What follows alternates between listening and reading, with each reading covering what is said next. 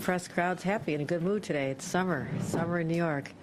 Well, I'm joined by part of the all-star dream team that I'm blessed to work with every single day, and that starts with Catherine Garcia, our head of state operations, and Dr. Mary Bassett, the Commissioner of Health, and today we're here to talk about New Yorkers' health. And I think I'm going to morph from calling this a COVID briefing to just a virus briefing because we have other viruses to talk about. But I also just want to make sure that we're focusing on what's important. New Yorkers continue to be concerned, especially as we approach the final days, parents, final days before kids get back to school. So we want to give more information. Let's first of all talk to the latest numbers, and then we'll focus on our back-to-school strategy. You can see our 7-day average, about 22 cases per 100,000. A little bit down from last week, which is about 22 cases per 100,000. And a month ago, we were at 35, so that is a good trend. Just to give you perspective, last January, Omicron peak, we had over 381 cases per 100,000. So being around 22, 23 is progress, but it's been steady. You can see that it's been very steady over the last few months.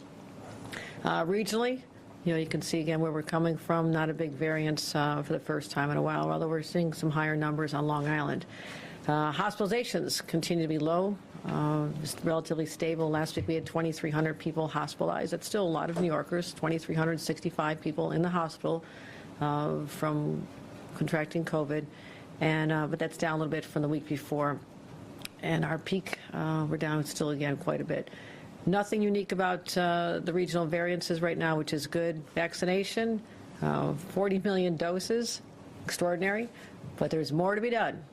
So this is a time to just have that wake-up call, say, what have you been waiting for? Everybody knows been vaccinated, so to those who have not, we encourage you, especially get your children vaccinated as we're heading into school. Our numbers are better than most states, but we never rest on our laurels here. But today I'm here to talk directly to parents. And yes, schools are ready for their children to burst through those doors with eager anticipation of another school year. And what a difference a year makes from where we were announcing our back-to-school strategy. I was brand new on the job, but I also knew we had kids going back to school within a matter of days, and so we had to ramp up our efforts immediately. And we had a lot of rules last year. We had social distancing, we had quarantine after exposure, we had test to stay. So there's a lot of rules that parents and teachers and administrators had to be familiar with, and it was confusing, very frustrating, stressful. The unknown, fear of the unknown, because this was the first fall when our expectation was that everybody went back to school. And so, because parents, I'm a parent, now a grandparent, we know our primary responsibility is to protect the health of our children. I want parents to know, as governor, I share in that responsibility. It is my responsibility to do everything I can to protect your families as well. So I'm grateful that this year we have a different scenario, different landscape, so to speak, and we're expected to be a much, much easier year for parents and for schools. You heard last week that the CDC issued guidance. We've been analyzing the guidance, and they relaxed their guidance with respect to K through 12 schools and early childhood education programs. Here in New York, we want to be fully aligned with the CDC, but we wanted to take a little bit of time to process what that actually meant before we release data. And later today, the Department of Health and the State Education Department will be releasing a letter to schools to reinforce our support for the CDC guidance and to have frequently asked questions, so they will be apprised of everything we expect for this fall. So that information is coming out later today. But the big news is no more quarantining, no more test to stay, and the days of sending an entire classroom home because one person was symptomatic or test positive, those days are over. We've been through that experiment. No longer going to be sending kids home, keeping them away from that essential experience of being together in a classroom, because we are now still dealing with the fallout of those decisions made when we had less information and there was concern in classrooms, but we now have 2 years of experience to know that children are safe in classrooms, and when they're not in a classroom and the learning stops, the traditional learning stops, it can be devastating for the well-being of those children. We're seeing it in the mental health challenges we're facing now, suicide rates, depression, real mental health issues that were not there before for many of these children, and that is deeply troubling to us. So we're aligning ourselves with the CDC. We're getting this information out to parents and to schools, and making sure that our children are where they need to be this fall, because we know there's no replacement for in-classroom learning. And we're going to make sure that this year is a very different year. So let's go into some of the guidance so everyone's clear on this. As of last Thursday, August 11th, the CDC is no longer recommending quarantining due to exposure. So let's lay this out. If a student or teacher is exposed, has a close contact who's exposed, and they don't have symptoms, they no longer have to go home. They will stay in school. And the CDC does recommend the wearing of a mask for about 10 days if someone's been exposed. So no more test to stay. What that means, if a classmate tests positive for COVID and your child doesn't have symptoms, your child can stay in school as long as they would wear a mask under those circumstances. That's what we're recommending. So that's good news. If a child does get sick, we still want to make sure that there's a smart approach. And, of course, if there's symptoms, you always want to be tested. And students should stay home. We recommend that they stay home for about 5 days and wear a mask as well. And if they have no symptoms after 5 days and test negative, they should go back to school. Let's get them back into school as soon as possible. So that's what they're recommending. That's what we're recommending. And we're no longer recommending, and CDC and Department of Health are aligned with this, no longer recommending the screening testing, which is randomly testing people who have no symptoms. That was important a year ago, before that. But in certain circumstances, schools may want to opt for doing screening testing in high-risk activities, for example. Let's think about a choir where children are close together, a wrestling team. So we'll leave that up to individual schools to make that determination, but it is no longer recommended from the CDC or the Department of Health that there be this random screening either. So now that we've covered that, that is a change. That is how we'll be approaching this school year. We are going to be also talking about our overall fall action plan. And we've been able to identify patterns. And I spoke about this when we gathered in July, when I said we're putting together our fall plan, even though it was a beautiful day in July. We're getting closer to that time. So what we've seen in the past is a trend that we cannot lose sight of. The number of cases per 100,000 really went up dramatically in the fall after seeing major declines and stabilization over the summer months. So will that happen again? We don't know. But our policy has always been, for the last year straight, has been to be prepared for the worst. So that is why we're going to continue looking at those patterns and make sure that, while these numbers tend to spike in the fall, the weather gets colder, people congregate more. And this fall, we're really hoping that the doors are open not just to schools, but to offices after Labor Day. We get more people back. I walk the streets of Midtown literally every day, almost 5 days a week. You don't see me, but I see all of you. And I know, there's a lot of tourists, restaurants are crowded, people are coming back, enjoying our social life, and we'd love to see everybody going back in their offices, or at least on a hybrid situation. So we're encouraging the employer, we're encouraging that as well. So what we're going to see also then are more people in congregate settings working together in offices. So we're going to be vigilant, we're going to remain prepared, and of course, the best way to do it, sound like a broken record, but that's okay. The music hasn't changed. Get a vaccination. Get a vaccination. And make sure your kids are vaccinated.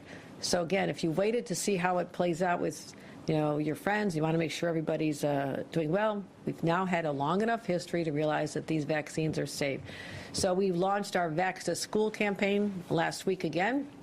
It's aimed at increasing COVID vaccination rates among school-age New Yorkers, and again, breaking down barriers to vaccine access. This is something we track and monitor, make sure that there are no disparities, especially in communities of color, for access to vaccines.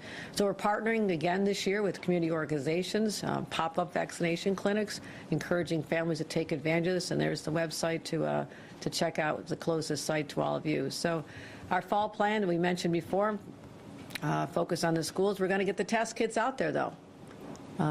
we have been very good at this. Last November, when Omicron had literally just been identified as a variant, our state sprung into action. And I thank Catherine Garcia and her team for scouring the earth when there was a short supply of test kits. At a time, it was November, December, and we knew we had to make sure that kids got back to school last January. This was a great sense of stress on families. Are the kids going to be able to go back there safely? And we knew if we had a testing strategy where we can get tests in the hands of every single school, every single student, that we could be successful in getting the kids where they belong. So the strategy again this year is making sure that we have ample supply. We've done a masterful job in terms of amassing more than other states, getting ahead of the game, and to the extent that last winter, other states were asking us. Federal government was talking to us about our supply. We have used it. We've gotten it out. We were able to get kids back to school. This year, we're going to be distributing once again to schools 1 test kit per child at the start, but schools can request additional kits. We're in a good position to meet that demand, and that's where we have over 14 million kits in inventory, and we procured another 6 million. So that is a good strategy. Again, best strategy is get vaccinated. Number 2 is make sure that we have the test kits available.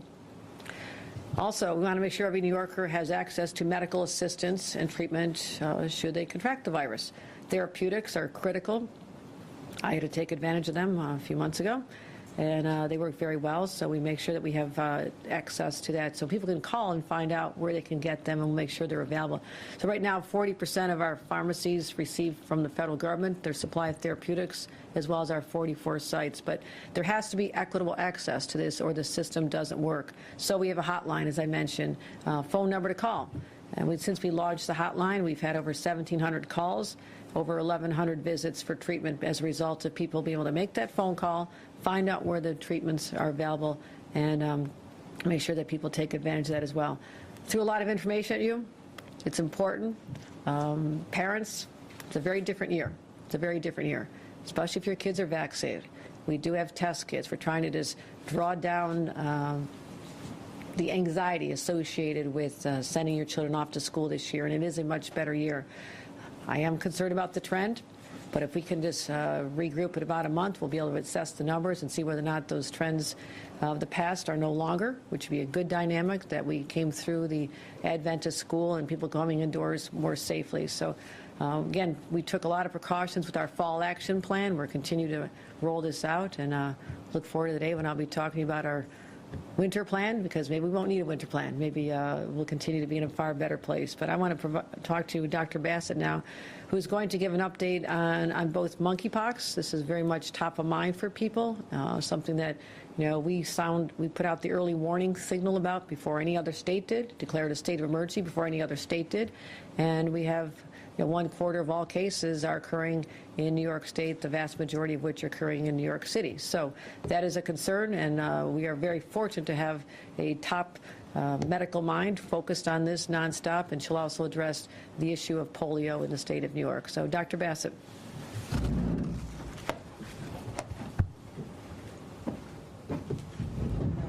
Thank you, Governor. As you've said, we are now dealing with a couple of different viruses. Let me just say a few words about polio, a virus which we really never expected to have to contend with. New York State last had a case of paralytic polio diagnosed in 1990, but in June of this year, a young adult was diagnosed with polio in Rockland County. Since that time, we look back at our wastewater samples and also have been monitoring them going forward. And we've identified a related virus in samples from Rockland County beginning in March, right up through July, and also in Orange County. Together, these data suggest that we have a community circulating poliovirus that can cause paralysis, and this is a source of great concern, particularly for people who are unvaccinated or undervaccinated. So our message on polio is a simple one. it's get vaccinated. If you have not been vaccinated at all, we want people to get vaccinated. If you're unsure of your vaccine status, please get vaccinated. In Rockland County, Orange County, we are working closely with the health departments to make sure that it's easy to arrange to get a polio vaccine. We have seen no other examples of disease related to poliovirus. But this is a virus that is usually asymptomatic when it infects people. The majority of people have no symptoms at all. Only fewer than 1% of people have paralytic symptoms. The last thing I want to confirm the presence of polio is another person with polio. Paralysis from polio is typically permanent. So we are working very hard to get the word out to counties, some of which have vaccination coverage rates in 2-year-olds of just 60%. We want that vaccination rate to go up, and we're trying to make it as easy as possible. It's hard to believe that it was just in May that all of us heard about monkeypox, which we now have the distinction as a country of having the largest number of cases in the world. Within the United States, as the governor has just said, New York State has the most cases, and the vast majority of them, over 90%, are identified in New York City. At the end of July, on July 28th, I declared the increasing rate of monkeypox a imminent threat to public health, and it was followed just right the next day by the governor's declaration of a state of emergency. This was in advance of the national declaration and just a week or two after the World Health Organization elevated monkeypox to its highest level of risk. And we're continuing to work very hard to address this virus. A principal challenge that we've had with monkeypox has been a shortage of vaccination doses, as all of you have heard repeatedly. But recently, the Federal Drug Administration has issued another emergency use authorization for a dose-sparing strategy, which means that we will be administering just 1/5 the dose of that was previously a single dose, administering it through a different route called intradermal as opposed to subcutaneous. And this strategy allows us just to use 1/5 of the dose that we used previously.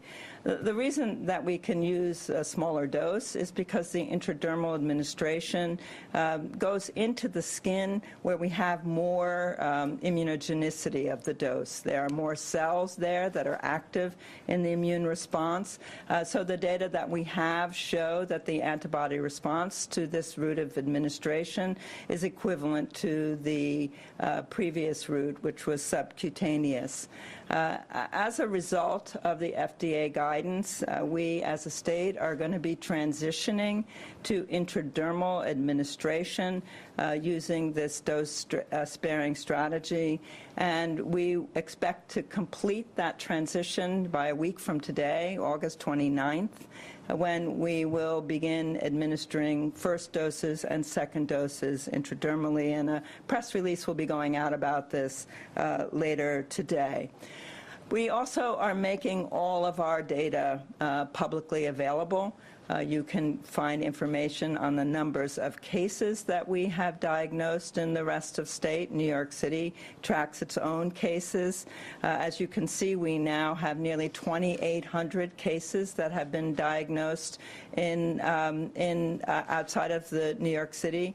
In 22 counties. It may be up a little higher than that now. And the vast majority of these, the 2,800 is statewide. The vast majority of these, we've just passed 200 cases in the rest of state. The vast majority of cases, nearly 2,600, 2,596, as you can see there, have been in New York City. So this continues to be largely concentrated in the greater metropolitan area. About 2/3 of the cases outside of New York City are in Long Island and Westchester, Suffolk, Nassau, and Westchester, counties. We also are making publicly available the demographics of people who are diagnosed with monkeypox, including age and race ethnicity.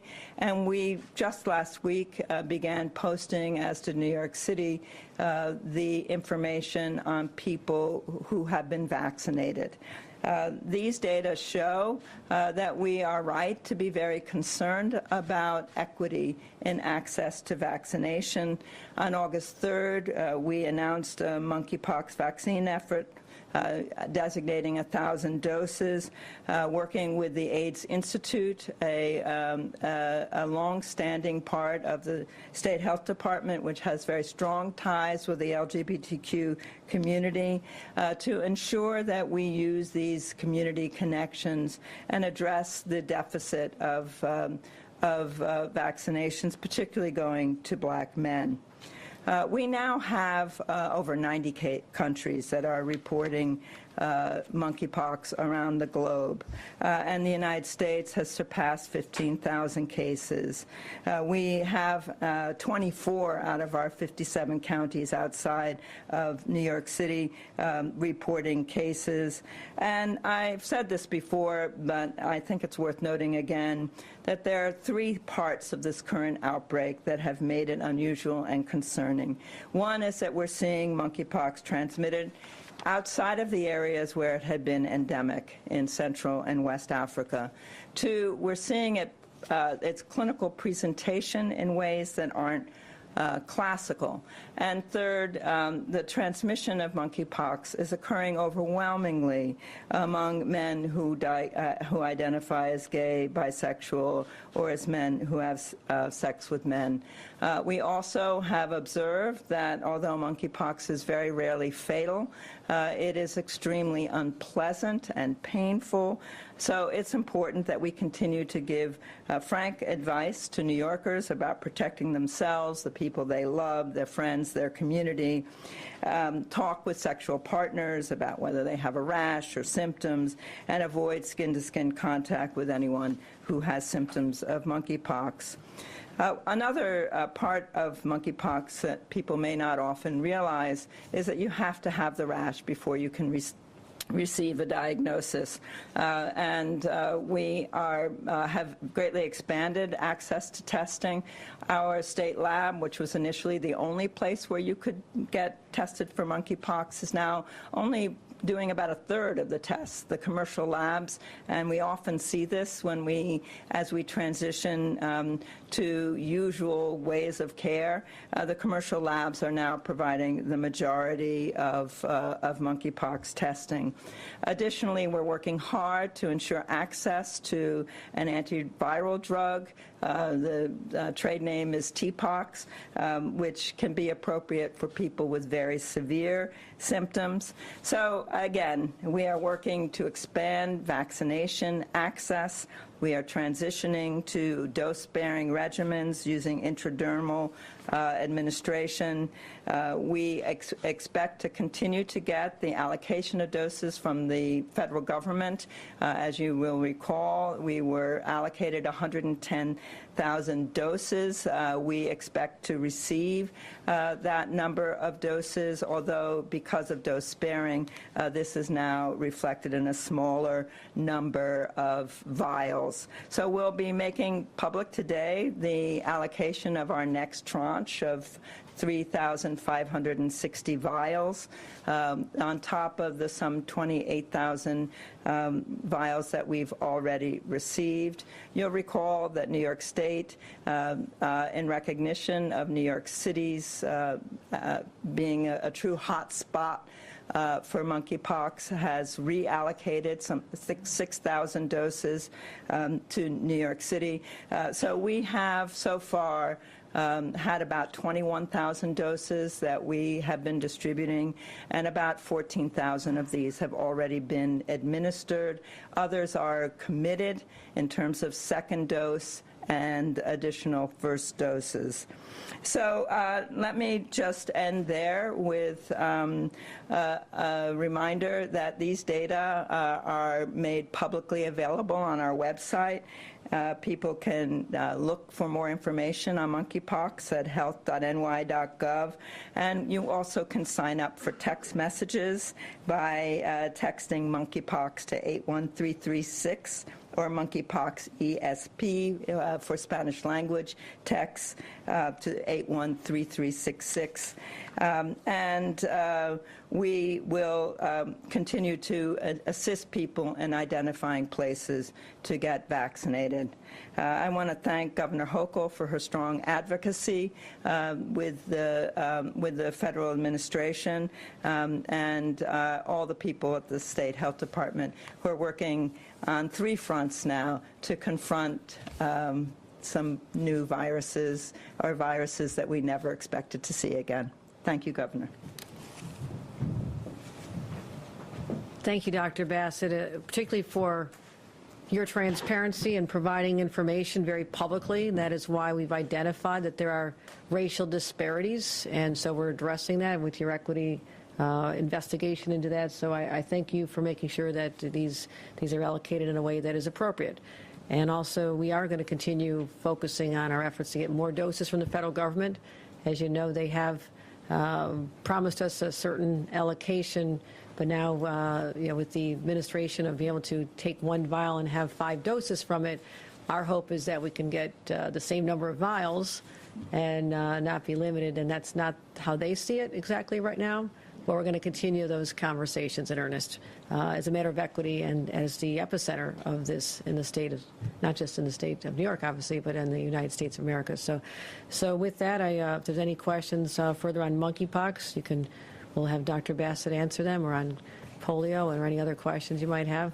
Governor, I wanted to ask about the intradermal dose-bearing strategy here. There's been a lot of questions about how effective that is versus the regular strategy. Wanted to sort of understand what new data we have to show that this does work, to kind of allay the fears that are out there that this just isn't as effective. Right. Dr. Bassett?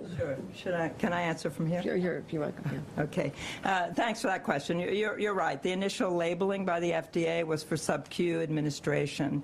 But we know that administering intradermally is immunogenic. Other vaccines are administered in this way. And we have a study that shows equivalent antibody levels by either method. The reason that we often prefer subcutaneous is that it's simpler operationally. As somebody who's given both types of injections, it's easier to give a sub-Q injection than a intradermal injection. So for the person administering the dose, it's easier to administer than sub-Q than intradermal. But we are having this transition period, as I've mentioned, and we already have begun it. And we're confident that by next Monday, we will have been able to ramp up with confidence our competency in intradermal administration. The next is what it means to get this shot. And it's not as pleasant to get an intradermal injection. It can scar. It is more painful. There are more complications at the site. These aren't serious, but they're unpleasant. But we have been struggling with not having enough doses. And our obligation in public health is always to do the most good for the most people. And intradermal administration will vastly expand our access to a scarce resource. So I hope that's reassuring to anybody who wonders about whether they should receive the intradermal injection. It will be, less pleasant to receive, but it's just as immunogenic. Does everybody understand the difference between the two, the administration? Okay. Yeah. No? All right. Let me give it a try. I heard that the L.A. County, which began last Wednesday at administering intradermal as their overall strategy, was using hot dogs to practice giving intradermal injections. So this is within the skin. And when you slide that little needle into a very, very just under the layer of skin, you raise a bleb. it looks like a little mound is raised in your skin. And that's within the layer of skin. Our skin is a very important organ in fighting against infections, and there are many immune active cells in that layer of skin. And the intradermal smaller injection of volume is just as immunogenic. Subcutaneous is under the layer of skin, and so that's the difference. If you get an intradermal injection, keep an eye on the bleb. By bleb, I mean that little disc of raised skin. You should have that. All right, so that's the takeaway from today's press conference. Watch out for the bleb, everybody. And so again, intradermal pinching, is within the skin. Subcutaneous is just basically a regular shot, what you get very quickly. Yeah. So I could see the blank looks out there. So, but I'm glad we could have a chance. I'm curious if the federal government's move to basically force you to do this. I mean, would you prefer to stay with the original route if the federal government hadn't said you need to do this to get it? If we had unlimited supply of vaccinations, I think everybody would have preferred to stay with sub-Q, but that's not the situation that we've been in. Right. That has not been our situation from the start. As you all know, from the very beginning, our ability to respond to this outbreak has been predicated on a limited vaccine supply. Governor, you touched on this, but just maybe you can elaborate in terms of the amount of dosage that we're going to, or the amount of vaccine that we're actually going to have. The federal government is now basically saying do more with what you have, and that doesn't necessarily mean you're going to be getting more? Because they're dealing with severe supply chain shortages as well. They're not unnecessarily withholding this. They have an allocation. They'd like it to be more. Again, it was a sole source manufacturer from Europe. Other countries are searching for this as well, and that's where we are. So they know that we want more. They know that in their minds, if they were going to give us 110,000 doses, and now we can use one vial for 5 instead of 1, they subtracted down the number of vials. My argument is, give us the same number of vials, and we can really have an effective approach here. But they don't have that luxury right now. But we're continuing to press. First in line, my hand is out, saying, what more evidence do you need than the number of cases that we're seeing right here in New York, especially right here in New York City? So we're continuing on that front, but in the meantime, people want to get vaccinated. They're anxious, they're desperate for this, and so that's why this is an interim approach until the supply chain challenges break, and then we'll have unlimited, and then we can go back to even a different way to administer it. Governor, with back to school right around the corner, and now a child having monkeypox in New York State, what can you share about how that child contracted it? Was it in a home? Was it in a school setting from a relative? And what should parents know about school, daycare settings, about even the transmission? Again, this is one case, and I'll let Dr. Bassett address that, but we did talk about getting information out, especially in high schools. There could be some vulnerability among populations there. Young people engage in sex as well. And there are, situations where there could be exposure from their own activities. And so we're talking about how to get that information in a very, assertive way to the schools. But that's something that we just started having conversation about. We'd like to have that in place by the time the school year starts. But in terms of how this case was contracted, Dr. Bassett, is there anything you can... We just are releasing information that this was a minor. And just to, as you've indicated, Governor, the settings in which I think about that a child might be at risk are if gay people have children, and if they have a parent or a caretaker in the household who has monkeypox. We've had very, very few cases diagnosed, however, under a dozen nationally, out of some approaching 15,000 cases, which have overwhelmingly been in young adult men. So the school setting is not a setting in which I am concerned about transmission. I am concerned that schools know what to do if they have somebody who's either been exposed to monkeypox or who has been diagnosed with monkeypox. And as the governor has said, teenagers have sex. Half of teenagers have had sex before they're 18. That's what our data show, whether parents like that or not. That's what our data shows. So we expect that we will see cases diagnosed in children related to household exposure, related to their personal behavior, but I do not see the schools as a place where we are going to have to worry about transmission. Can you give us some indication of how the juvenile is doing? How are they feeling? How are No, they I mean, feeling? we're very careful about protecting privacy when there's only one individual. I really can't, I'm not giving you any further information. I do have some data that you may be interested in. Among our cases, this is in the rest of states, so that's just about 200 individuals.